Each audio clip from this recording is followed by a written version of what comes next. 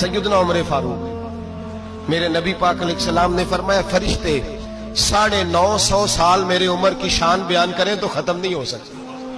اتنا بڑا شخص عمر فاروق، اتنا بڑا آدمی۔ ایک دن اعلان کیا عمر فاروق نے، لوگوں مسجد میں آؤ، بات کرنی ہے۔ امیر المومنین کا پیغام ہے، سارے مسجد میں آ جائیں۔ کھچا کھچ مسجد نبی صحابہ سے بھر گئی،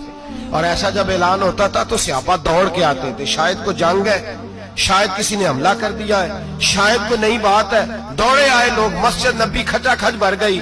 سیدنا فاروق اعظم رضی اللہ تعالیٰ عنہ منبر پہ بیٹھے، حضرت عبد الرحمن ابن عوف رضی اللہ تعالیٰ عنہ فرماتے ہیں کہ صحابہ تجسس کے دیکھ رہے ہیں کہ پتہ نہیں کسی طرف سے پیغام نہیں آ گیا، کوئی کافر حملہ نہیں کرنے لگا، اللہ جانے کیا ہوا ہے، بڑی پریشانی ہے۔ عمر بیٹھے، اللہ کی حمد کی، نبی پاک صلی اللہ علیہ وسلم پر درود پڑھا، اور پھر عمر فاروق بولے، فرمانے لگے میں جب مکے میں رہتا تھا نا تو کبھی گھر میں قحط آ جاتا تھا، کبھی قحط آتا تھا گھر میں، بکریوں کے دودھ خشک ہو جاتے تھے، گندم نہیں ملتی تھی، پانی نہیں ہوتا تھا، تو فرمایا میری اماں مجھے خالہ کے گھر بھیج دیتی تھی۔ قبیلہ بنو مخزوم، اس قبیلے میں میری خالہ کی شادی ہوئی تھی تو وہ مالدار لوگ تھے، ان کے پاس زیادہ بکریاں، زیادہ اونٹ، زیادہ گائیں، زیادہ کھیت تھے۔ حضرت عمر فاروق فرمانے لگے میں ان کے گھر جاتا تو میرے خالو سمجھ جاتے کہ عمر کو اس لیے بھیجا گیا ہے کہ قحط آ گیا ہے، فرماتے ہیں وہ مجھے سویرے بکریاں چرانے لے جاتے، شام تک میں ان کی بکریاں چراتا۔ امیر المومنین عمر، ایک طرف مسئلہ یہ ہے کہ کیسر و کسرا کی دیواریں ہل رہی ہیں عمر کے نعروں سے، اور ادھر عمر منبر پہ بیٹھ کے خطبے دے رہے ہیں، فرماتے ہیں میں بکریاں چراتا، شام تک خالہ کے گھر جا کے مزدوری کرتا، اور فرماتے ہیں شام ہوتی تو ایک مٹھی کشمش مجھے دیتے وہ۔ آپ فرماتے ہیں میں بڑے قد والا تھا، ایک مٹھی کشمش ملتی ہے، کبھی ایک مٹھی کھجوریں، میں شام کو کھا کے سو جاتا۔ کئی مہینے یوں ہی گزرتے تو میری اماں کا پیغام آتا کہ علاج صحیح ہو گیا، میرے بیٹے کو بھیج دو۔ یہ بات کہی، حضرت عمر رونے لگے، اور پھر کہنے لگے اب وہ وقت آیا ہے کہ لوگ مجھے امیر المومنین عمر کہہ کے پکارتے ہیں۔ بس یہ دو باتیں کی، عمر نے کہا چلو ظہر کا وقت ہو گیا، اذان پڑھو، اٹھو نماز پڑھے، اٹھو۔ اذان ہوئی، اقامت ہوئی، جناب عمر نے نماز پڑھائی، لوگ چلے گئے تو سیدنا عبد الرحمن ابن عوف یارانہ تھا جناب عمر سے، بازو پکڑ کے کہنے لگے عمر سیاڑا بندہ یار تو یہ دو باتیں سنانے کے لیے اتنا مجمع اکٹھا کیا تھا، یہ دو باتیں کہنے کے لیے کہ میں خالہ کے گھر جا کے مزدوری کرتا تھا تو ایک مٹھی کشمش ملتی تھی، ایک مٹھی کھجوریں، یہ کہنے کے لیے کہ میں بکریاں چرایا کرتا تھا۔ تو حضرت عمر فاروق رضی اللہ تعالیٰ عنہ پھر روئے، پھر آنکھوں میں آنسو آئے، کہنے لگے عبد الرحمن آج نا مصر شام سے کچھ لوگ آئے تھے اور وہ بتا رہے تھے کہ عمر تیرا ڈنکا وہاں بھی بڑا بجتا ہے، وہ مجھے کہہ رہے تھے تیرے نام کے وہاں بھی بڑے دبدبے ہیں، بڑے تذکرے ہیں، تو میرا نفس مجھے کہہ رہا تھا عمر دیکھا تو یہاں بیٹھا ہے اور وہاں تیرے نام کا شور ہو رہا ہے، مجھے اس نے بڑا کیا ہے، تو میں نے آج مصطفیٰ کے سارے غلام اکٹھے کر کے اپنی اوقات بتا دی ہے،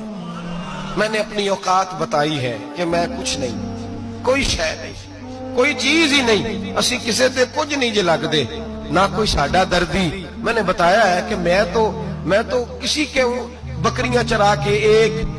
ایک مٹھی کشمش لے کے گزارا کیا کرتا تھا۔ گزارا مجھے میرے کچھ ساتھی نا لے گئے گجرانوالا سردیوں کے موسم میں، مجھے کہنے لگے سویٹر پسند کر لیں اپنی مرضی کا،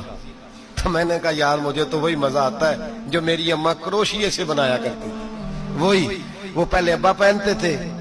پھر وہی سویٹر بڑا بھائی پہنتا تھا، پھر ہمارے کھاتے میں آ گیا، اور پھر اس کی تعریفیں ہوتی تھی غربت چھپانے کے لیے، اس کی تعریفیں ہوتی تھی بڑی محنت سے بنا ہے جی، کیا بات ہے، بڑا گرم ہے، تو اب چھوٹے بھائی کو دے دیا جائے۔ ہم نے کہا وہی زمانہ دیکھا ہے، وہی رنگ دیکھا ہوا ہے، اور اس پر فخر ہے۔ اب تو لوگ جب کچھ ہو جاتا ہے نا، 2-4 لوگ جاننے لگتے ہیں تو لوگ فٹافٹ دعویٰ کر دیتے ہیں خاندانی رئیس اعظم ہوں، بڑی بات ہے، ایسی کوئی بات نہیں۔ جس کو اپنا آپ یاد رہتا ہے اسے خدا بھی یاد رہتا ہے، جسے اپنا آپ یاد رہتا ہے اسے رسول اللہ بھی یاد رہتے ہیں، جسے اپنا آپ یاد رہتا ہے اس کی نظر میں دوسرے لوگ بھی کچھ ہوتے ہیں۔ میں عمرے کے لیے، حج کے لیے جاتا رہتا ہوں، رب مجھے اپنے فضل سے بلا لیتا ہے. تو میں ایئرپورٹ سے نیچے اترا تو ایک صاحب میرے جاننے والے تھے, دوڑ کے آئے اور مجھے کہنے لگے کیا بات ہے, سنا ہے اس دفعہ آپ سعودی ایئر لائن سے آئے, سیدھا مدینہ شریف آئے, کیا بات ہے آپ کی؟ اور میں نے کہا صاحب چھوڑ دیں, میں بھی جب پہلی دفعہ آیا تھا تو میں بھی بڑا گور گور کے ایئرپورٹ دیکھتا تھا, میں نے کبھی دیکھا جو نہیں تھا, میں بڑا گور گور کے دیکھتا تھا, کوئی ایسی بات نہیں ہے, یہ نظام قدرت ہے, بادشاہ کے فیصلے ہیں,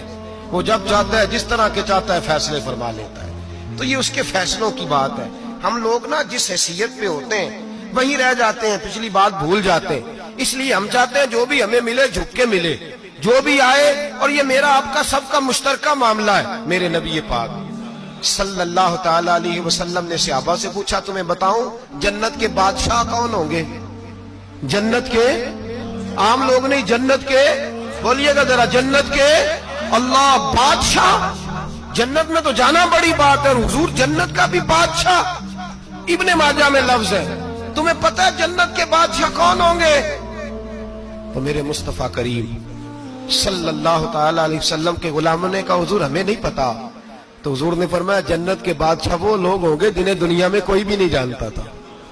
جن کے کپڑے سادے ہوتے تھے, جو غریب لوگ ہوتے,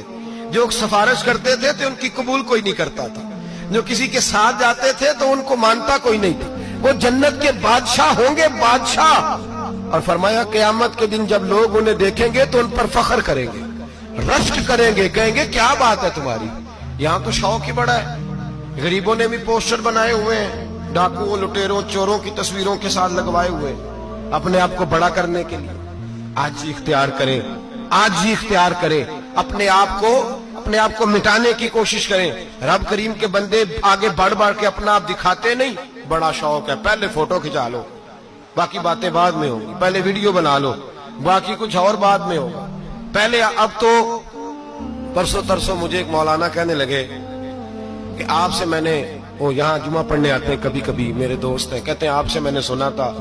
کہ اگر کوئی اس نبی پاک کا فرمان ہے, اگر کوئی نذرانہ دے تو اس کو لے لو, اگر کوئی تحفہ دے تو اس کو, حضور نے فرمایا لے لو اگر تمہیں کو دیتا ہے, اپنی مرضی سے, مانگنا منع ہے, کوئی دے دے تو لے لو, ورنہ ایک وقت آئے گا تم مانگو گے تمہیں ملے گا نہیں, جب کو دے دے تو لے لو. کہنے لگے آپ نے کہا تھا کو دے دے, تو اس وقت سے میں کوئی سوٹ دیتا ہے مجھے میری مسجد کا نمازی تو میں لے لیتا ہوں, کوئی مجھے کوئی اور شے دیتا ہے تو میں آپ سے سن کے,